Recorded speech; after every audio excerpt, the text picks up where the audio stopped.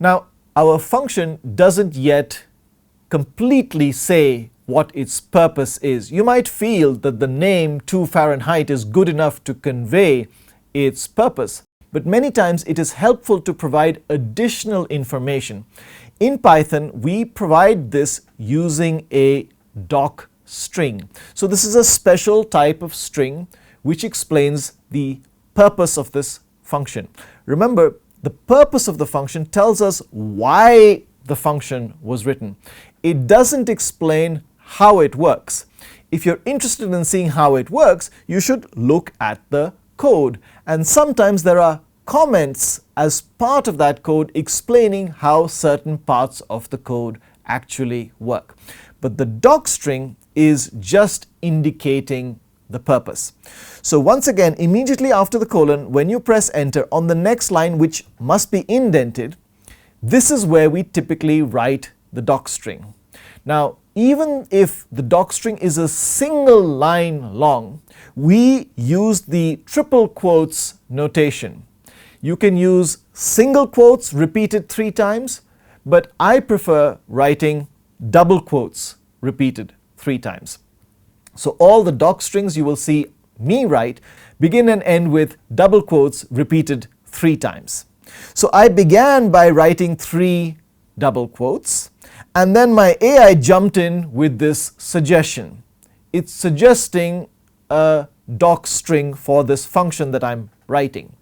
Now, this particular suggestion doesn't add anything more than the name. It's very obvious just from the name and the parameter name that it's supposed to convert Celsius to Fahrenheit. But I want a more detailed doc string, so I'm going to ignore my AI suggestion and write the doc string myself. Here I've said this function's purpose is to convert a given temperature in Celsius to Fahrenheit as long as it is above absolute zero. Now, I could have been a little bit more clear about what I meant by it. Well, by it I mean the given temperature.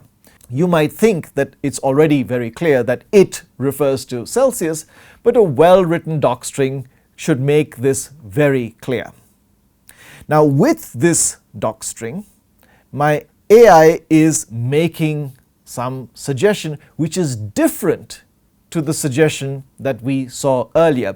We have not yet learned enough to be able to completely understand this Python code, but it's actually quite readable. It's saying that if the Celsius, the value that is given, is below minus 273.15, which my generative AI knows is absolute zero on the Celsius scale. So if the temperature is below that, then it wants to return this string that says, well, the temperature is below absolute zero. So my generative AI is trying to guess what I might want to do if the value is below zero. Please note that my doc string says what to do if the given temperature is above absolute zero.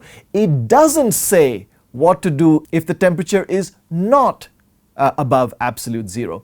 My AI is trying to help me by saying, well, in that case, you may want to give some sort of error message. But maybe that's not my intention. So at the very least, by writing the doc string and by observing what the AI is suggesting, I as a programmer get an idea that, hey, my doc string is not good enough. I should say what to do if the temperature is not above absolute zero. So before we write a better doc string, let's test our understanding of what we have seen so far.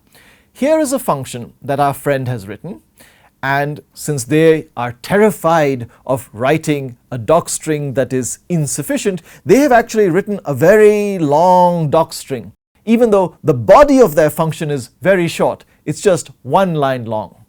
So take a moment to pause and critique what our friend has written.